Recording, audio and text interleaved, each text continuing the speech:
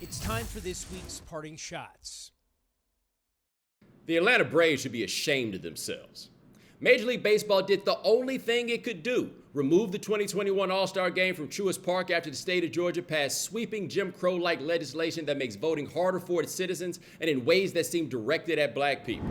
The Braves put out a statement expressing displeasure with that decision, claiming the victims of that are the fans and businesses, that Atlanta has a legacy as a uniter, and they'd hope to use the game as a platform for discussion. Like there was going to be a voting rights presentation before the home run derby. Atlanta has never been a unifier, nor has it been united. Those empty seats during Braves playoff games were about segregation, not poor fandom. Atlanta is the prototype for white flight in America, where white neighborhoods turned black as soon as one black person showed up. And it's the city where its baseball team was so dedicated to leaving a black neighborhood in the city that they built a stadium in the suburbs. It forced that move on Cobb County's residents without even asking the locals if anyone wanted them to come. White Atlanta has run from black Atlanta for decades. The Braves just did the same thing. Now, the Falcons and big business have decried this voting bill, but not the Braves. They're cost of losing the All-Star game, but there are victims. The victims are those having their right to vote threatened. And it's clear the Braves don't give a damn about them. Moments after her Lady Bears were bounced from the Elite Eight in the NCAA tournament, Baylor head coach Kim Mulkey suggested officials should eliminate COVID-19 testing for the Final Four. Now, my first reaction was, what a brilliant way to distract the masses from your team's recent loss.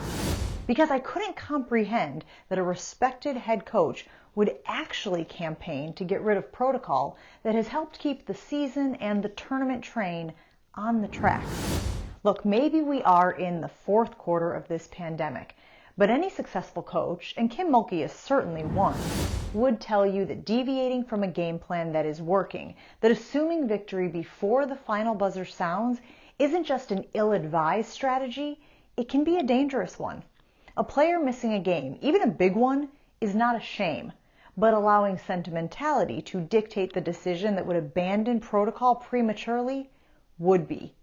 The people we put in charge, our leaders, our molders of minds, have a responsibility to see the big picture.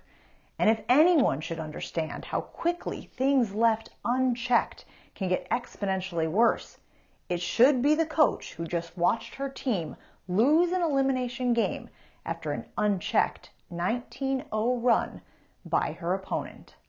The NBA's buyout market, that's the league's clearance rack that tends to make past their prime talents from struggling franchises available to winning teams late in the season, is under attack.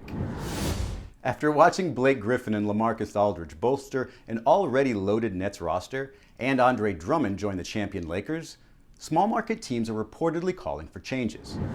Our Adrian Wojnarowski reported small market execs want an overhaul to the system that favors glamour markets on championship runs. Cry me an Austin Rivers. Honestly, is it the names we can't get past?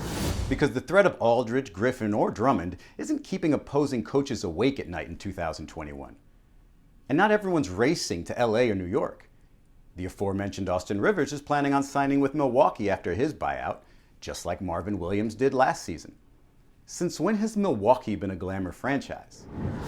The supposed danger in the buyout market is big-time agents manipulating both the trade market and free agency by threatening to push their clients away from non-compliant franchises. The league does have some reasonable options to address those concerns, but nothing that will definitively keep aging veterans from finding their way to a winning situation, especially if they're giving up millions to do it. There are plenty of reasons for small market NBA teams to cry a foul. The annual clearance rack attack doesn't seem like it should be top priority. Who just signed one of the best players in baseball to a long-term deal for gazillions of dollars? New York, that's who, no surprise. But no, not the Yankees, the Mets. The New York Mets, who sign a big free agent about as frequently as they win the World Series. Mets fans are both overjoyed and confused. Hope, unapologetic roster loading, damn the torpedo spending. This isn't what they signed up for. How will they exist in this new reality created by their new owner, the mega billionaire Stephen A. Cohen? These kinds of situations always bring to mind the Flitcraft parable, an episode from the Maltese Falcon, Dashiell Hammett's masterpiece. A target of the private eye Sam Spade, Flitcraft, Hammett wrote, is a man who adjusted himself to beams falling, and then, when no more of them fell, he adjusted himself to them not falling.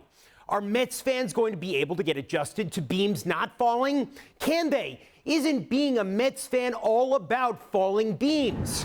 If the Mets buy up all the best players and win all the time, won't that make them just like the Yankees, at least the Yankees of Mets fans' nightmares?